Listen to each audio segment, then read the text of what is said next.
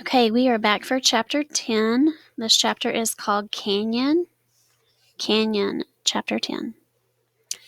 Another day passes, and another, and then my hunger wakes up before I do. I must stand up and live, or lie down and die. I step out of my hiding spot and shake out my fur in the sun. I stretch back, legs and front. My wounded shoulder is better. I wade along the rocky edge of the stream. The uneven ground that was agony to walk on before is not so bad now. I smell for some sign of deer or elk that water here. My heart sinks even as I do. The whole time I lay hidden. Nothing came to drink. The canyon walls are too steep and the shore is too rocky.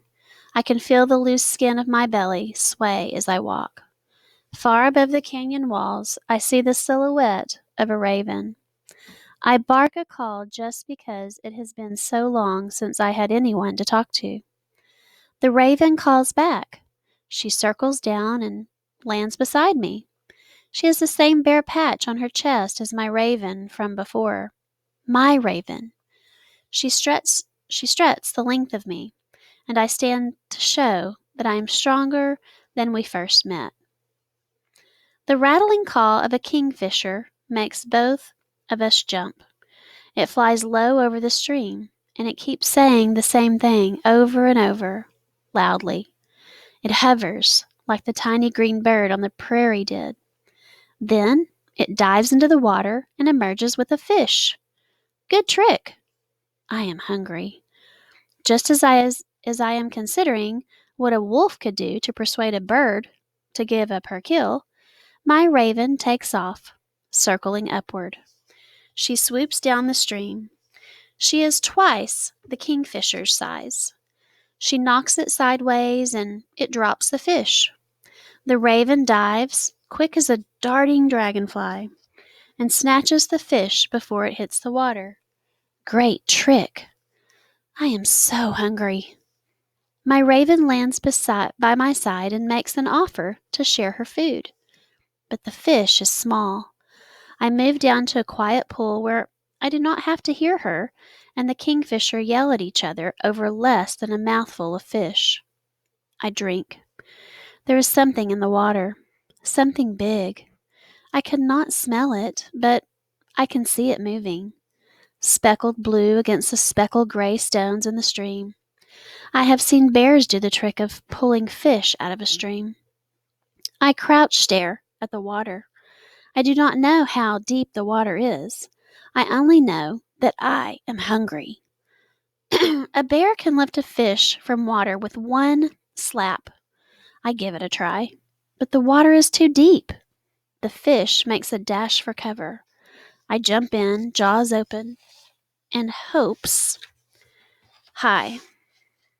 3 bites come up empty. And then I have him. Water fills my nose and ears, and I scramble blindly for the shore. Water streams from my fur. The fish is bendy in the middle, and it flops in my mouth like no elk or deer or proper food would. Father would turn his back to me if he saw me like this. Sharp would laugh, but I am hungry, and they are not here to help me hunt. I drop bite, drop bite, drop bite the fish on the rocks, and in the time it holds still. A fish is crispy outside and squashy inside. The bones are so small they tickle going down. It does not taste like food, but it fills me up just the same. My raven is happy to eat the head and the tail. I wash the odd taste from my mouth, and I take my fill of the water. The raven flies downstream, away from all I have ever known. Here between the canyon walls, I cannot see my home ground or smell it or hear the sounds I have grown up with. Even so, I can feel the mountain tug at me. They turn me around, but there is no one to go home to. My raven circles back, swoops around my shoulders, brushing my fur with her wing tips. She alights on a pine branch. She tilts her head to the side, chatters to me, and then flies downstream. My father followed ravens.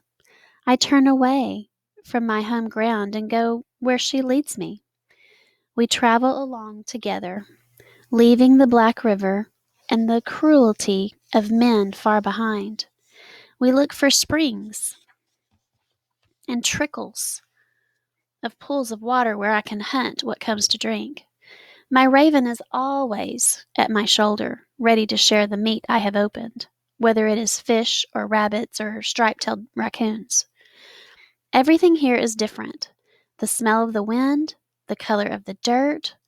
I smell for elk, but there are none.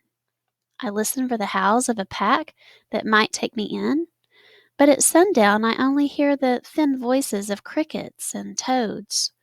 And when I turn to search the horizon for my home ground, I cannot see even the mountains.